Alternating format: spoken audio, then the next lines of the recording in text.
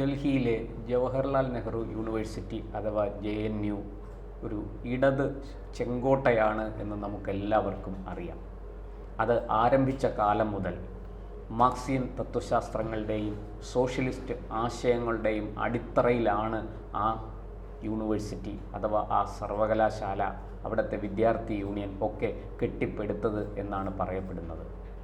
എന്തായാലും ഇതാദ്യമായി ആ ചെങ്കോട്ട തകർത്ത് അവിടെ കാവിക്കൊടി ഉയർന്നിരിക്കുകയാണ്. JNUവിൻ്റെ 42 കൗൺസിലിലേക്ക് നടന്ന തിരഞ്ഞെടുപ്പിൽ 23 എണ്ണവും വിജയിച്ച് ഭൂരിപക്ഷം നേടിയിരിക്കുകയാണ് ABVP അഥവാ അഖില ഭാരതീയ വിദ്യാർത്ഥി പരിഷത്ത് എന്ന സംഘപരിവാർ വിദ്യാർത്ഥി സംഘടന.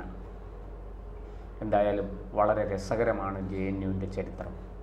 അത് തുടങ്ങിയ കാലത്ത് കൃത്യമായിട്ടും നമ്മുടെ CPM ദേശീയ ജനറൽ സെക്രട്ടറി സഖാവ് MA ബേബിയുടെ ഭാഷയിൽ പറഞ്ഞാൽ പെറ്റുപെരുകിയും ഉണ്ടുറങ്ങിയും സഖാക്കൾ വാണിരുന്ന സ്ഥലം, സഖാക്കളെ കുട്ടി സഖാക്കളെ അടവച്ച് വിരിയിച്ചെടുത്തിരുന്ന ക്യാമ്പസ്, ഇതൊക്കെയാണ് JNU. ആ JNUവിൽ ഇതാദ്യമായി അട്ടിമറി നടന്നിരിക്കുകയാണ്. ചെറുതൊന്നുമല്ല, വലിയ അട്ടിമറിയാണ് നടന്നിരിക്കുന്നത്. മിക്കവാറും മത്സരിച്ച എല്ലാ ഡിപ്പാർട്ട്മെൻറ്റുകളിലും ABVP ഭൂരിപക്ഷം നേടുകയോ അല്ലെങ്കിൽ എതിർ സ്ഥാനാർത്ഥികളോട് തുല്യത പാലിക്കുകയോ ചെയ്തിട്ടുണ്ട്. ചെറിയ ഭൂരിപക്ഷം ആണെങ്കിൽ കൂടി ABVPയെ സംബന്ധിച്ച് അത് വലിയ വിജയമാണ്, വലിയ നേട്ടമാണ്. കാരണം എക്കാലവും ഈ ഇടത് ലിബറൽ സഖാക്കളുടെ അല്ലെങ്കിൽ ഈ മാർക്സിയൻ ആശയങ്ങളുടെ ഒരു അരങ്ങായിരുന്നു JNU. ജവഹർലാൽ നെഹ്റു യൂണിവേഴ്സിറ്റി നമുക്കറിയാം, സീതാറാം യെച്ചൂരിയെ പോലെയുള്ള അതിപ്രഗത്ഭന്മാർ പഠിച്ചിറങ്ങിയ യൂണിവേഴ്സിറ്റിയാണത്. ആ യൂണിവേഴ്സിറ്റി എക്കാലവും അവിടെ നിന്ന് നമ്മൾ കഴിഞ്ഞ 10 വർഷത്തിനിടയ്ക്ക് ആണ് നമ്മൾ അതിനെക്കുറിച്ച് കൂടുതൽ കേൾക്കുന്നത്. അതിനു മുമ്പ് നമ്മളെ സംബന്ധിച്ച് കുറേ ഇടതുപക്ഷക്കാരായ വിദ്യാർത്ഥികൾ പഠിച്ചിറങ്ങുന്ന ഒരു സ്ഥലം എന്നതിനപ്പുറത്തേക്ക് JNUവിനെ കുറിച്ച് നമ്മളാരും അധികം ചിന്തിച്ചിരുന്നില്ല. പക്ഷേ ഇതാദ്യമായി JNUവിനെ കുറിച്ച് കഴിഞ്ഞ 10 വർഷത്തിനിടയ്ക്ക് നമ്മൾ അവിടുന്ന് മുഴങ്ങിക്കേട്ട ആസാദി മുദ്രാവാക്യമുണ്ട്. ഒന്ന് ആ ആസാദി മുദ്രാവാക്യം മുഴക്കിയ ഇടതുപക്ഷ വിദ്യാർത്ഥി നേതാവ് ഇന്ന് കോൺഗ്രസ്സിലാണ് എന്നുള്ളത് മറ്റൊരു കാര്യം. കനയ്യകുമാറിൻ്റെ കാര്യമാണ് ഞാൻ പറഞ്ഞു വരുന്നത്. കനയ്യകുമാർ അവിടെ വലിയ തോതിൽ കാശ്മീരിനും ഇന്ത്യക്കും ഒക്കെ ആസാദി വിളിച്ച് രംഗത്ത് വന്നു. ദേശദ്രോഹപരമായ മുദ്രാവാക്യങ്ങൾ മുഴക്കി എന്നാരോപിച്ച് കനയ്യകുമാറിനെ പോലീസ് അറസ്റ്റ് ചെയ്തു. പിന്നെ അത് കേസ് കോടതിയിലെത്തി, കോടതിയിലാണ് അത് പരിഹരിക്കപ്പെട്ടത്. അത് രമ്യമായി അവസാനം ആ കേസിന് ഒരു പര്യവസാനമുണ്ടായി. എന്തായാലും അന്ന് വലിയ തോതിൽ ഈ CPIയുടെ വിദ്യാർത്ഥി വിഭാഗമായ AISF ഓൾ ഇന്ത്യ സ്റ്റുഡൻസ് ഫെഡറേഷൻ്റെ സജീവ പ്രവർത്തകനും നേതാവുമായിരുന്നു കനയ്യകുമാർ. ആ കനയ്യകുമാർ കൃത്യമായിട്ടും ബീഹാറിൽ നിന്ന് തെരഞ്ഞെടുപ്പിൽ മത്സരിക്കുകയും ഒക്കെ ചെയ്തിരുന്നു. വലിയ പരാജയമാണ് അദ്ദേഹം ഏറ്റുവാങ്ങിയത്. തുടർന്ന് അദ്ദേഹം കോൺഗ്രസ്സിൽ ചേരുകയായിരുന്നു. ഈ കോൺഗ്രസ്സിൽ ചേർന്നതിന് ശേഷവും അദ്ദേഹം കൃത്യമായിട്ട് തിരഞ്ഞെടുപ്പുകളെ നേരിടാനുള്ള മുന്നൊരുക്കത്തിലാണ്. പക്ഷേ അദ്ദേഹം പരാജയത്തിൻ്റെ രുചി അറിഞ്ഞുകൊണ്ടേയിരിക്കുന്നു. എന്തായാലും അങ്ങനെയുള്ള കനയ്യകുമാറിനെ പോലെയുള്ള കനയ്യകുമാറിൻ്റെ നിരവധി സുഹൃത്തുക്കൾ, ഇടത് സഹയാത്രികരായ സുഹൃത്തുക്കൾ ഒക്കെ വാണരുളിയ ആ കോട്ട, ഇടത് ചെങ്കോട്ട, അങ്ങനെ തന്നെ പറയണം, ഇടത് ചെങ്കോട്ട ഇന്നിതാ തകർത്ത് തവിട് പൊടിയാക്കിയിരിക്കുകയാണ് ഒരു വിദ്യാർത്ഥി പ്രസ്ഥാനം. വളരെ കൃത്യമായിട്ട് അതിൻ്റെ വിവരങ്ങൾ ഇപ്പോൾ പുറത്തു വന്നിട്ടുണ്ട്. ഈ 25 വർഷത്തിന് ശേഷമാണ് ഈ വിധത്തിൽ ഒരു എതിർ സ്വരം അവിടെ JNUവിൽ ഇടതുപക്ഷത്തിനെതിരായിട്ട് ഉയരുന്നത്, അല്ലെങ്കിൽ ഇടതുപക്ഷത്തിൻ്റെ കാലിടറിയിരിക്കുന്നത് ഇപ്പോഴാണ്. JNUവിൻ്റെ ചരിത്രത്തിൽ തന്നെ ഒരു വിദ്യാർത്ഥി സംഘടന നേടുന്ന ഏറ്റവും വലിയ വിജയമായാണ് ഇതിനെ രാഷ്ട്രീയ നിരീക്ഷകർ ഉൾപ്പെടെയുള്ളവർ വിശേഷിപ്പിക്കുന്നത്. എന്തായാലും നമുക്ക് പല സ്ഥലത്തും 5 കൗൺസിലുകൾ ഉള്ളിടത്ത് 3 ജയിച്ചു BJP. ചില വിഭാഗങ്ങളിൽ, ചില ഡിപ്പാർട്ട്മെൻറ്റുകളിൽ 5 കൗൺസിലർ സീറ്റുകൾ കാണും. അവിടെ 3 ABVP ജയിച്ചു. ചില ഡിപ്പാർട്ട്മെൻറ്റുകളിൽ 3 സീറ്റുകളുണ്ട്, അവിടെ 2 ജയിച്ചിരിക്കുന്നു. ചിലയിടത്ത് 2 സീറ്റുകളേ ഉള്ളൂ. അതിൽ ഓരോന്ന് വീതം ജയിച്ചതുമുണ്ട്, 2 ജയിച്ചതുമുണ്ട്. ഇത്തരത്തിൽ ഇങ്ങനെ നിരവധി സീറ്റുകളിൽ വളരെ കൃത്യമായിട്ട് ആധികാരികമായ വിജയം നേരിടാൻ ABVPക്ക് സാധിച്ചു.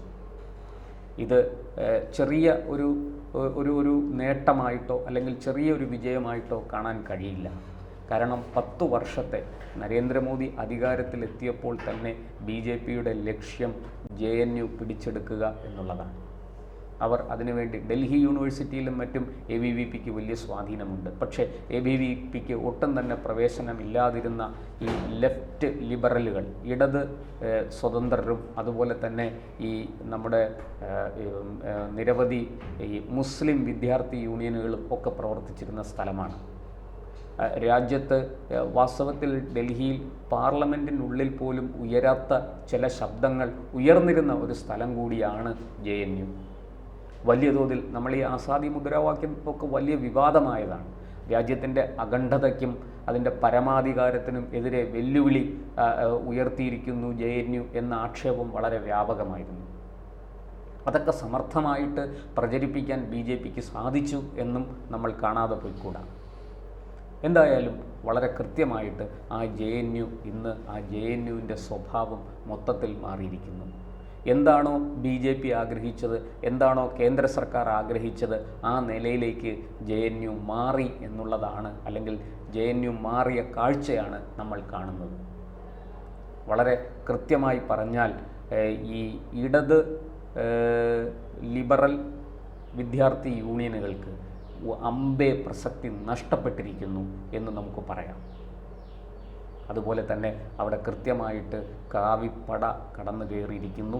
ഇനിയിപ്പോൾ വരാൻ പോകുന്ന വലിയ ആക്ഷേപം ഈ വിദ്യാഭ്യാസ മേഖലയെ, ഉന്നത വിദ്യാഭ്യാസ മേഖലയെ സമ്പൂർണ്ണമായിട്ടും BJP കാവ്യവൽക്കരിച്ചു തുടങ്ങിയ ആരോപണങ്ങളും ആക്ഷേപങ്ങളും ഇനി ഉയരും. അത് എന്തു തന്നെ ആയാലും ശരി, അവരുടെ നേട്ടമായിട്ട് അതിനെ കരുതണം. അതൊട്ടും കുറച്ച് കാണാൻ പാടില്ല തന്നെ. വളരെ കൃത്യമായ പ്രവർത്തനങ്ങളിലൂടെ ക്യാമ്പസിൽ JNUവിൽ ചിട്ടയായ പ്രവർത്തനത്തിലൂടെ ABVP അത് സാധിച്ചിരിക്കുന്നു എന്നാണ് നമുക്ക് മനസ്സിലാകുന്നത്.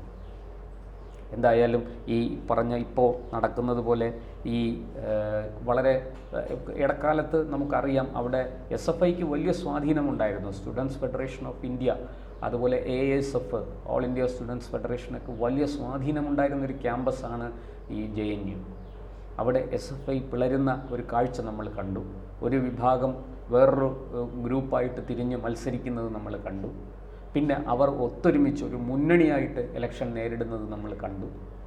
ഇതിനെല്ലാം ഈ കഴിഞ്ഞ 10-11 വർഷം കൊണ്ട് ഈ വെല്ലുവിളികളെല്ലാം അതിജീവിച്ചാണ് പടിപടിയായിട്ട് ABVP അവിടെ കയറി വന്നിരിക്കുന്നത്. എന്തായാലും കൂടുതൽ വിവരങ്ങൾ അതിനെ സംബന്ധിച്ച ഈ 42 കൗൺസിലുകളിൽ 23 കൗൺസിലർമാരെ ABVPക്ക് ജയിപ്പിക്കാൻ പറ്റി എന്നുള്ള പ്രാഥമിക വിവരമാണ് നമുക്ക് ലഭിക്കുന്നത്. അതിനെ സംബന്ധിക്കുന്ന കൂടുതൽ വിവരങ്ങൾ വരാനുണ്ട്. എന്തായാലും ഈ ക്യാമ്പസിൻ്റെ പുനർനിർമ്മാണം ഞങ്ങൾ നടത്തും എന്നാണ് വിജയത്തിനു ശേഷം ABVP നേതാക്കൾ പറയുന്നത്.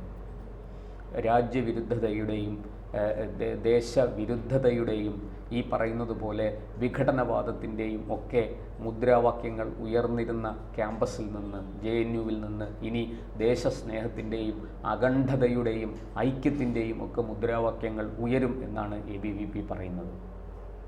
എന്തായാലും നമുക്ക് കാത്തിരുന്ന് കാണാം എന്തൊക്കെയാണ് JNUവിൽ സംഭവിക്കാൻ പോകുന്നത്.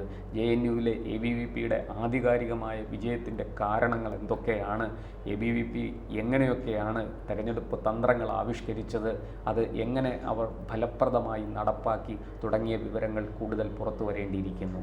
നമുക്ക് കാത്തിരിക്കാം JNUവിൽ എന്തൊക്കെ മാറ്റങ്ങളാണ് സംഭവിക്കുക എന്ന് നമുക്ക് കാത്തിരുന്ന് കാണാം.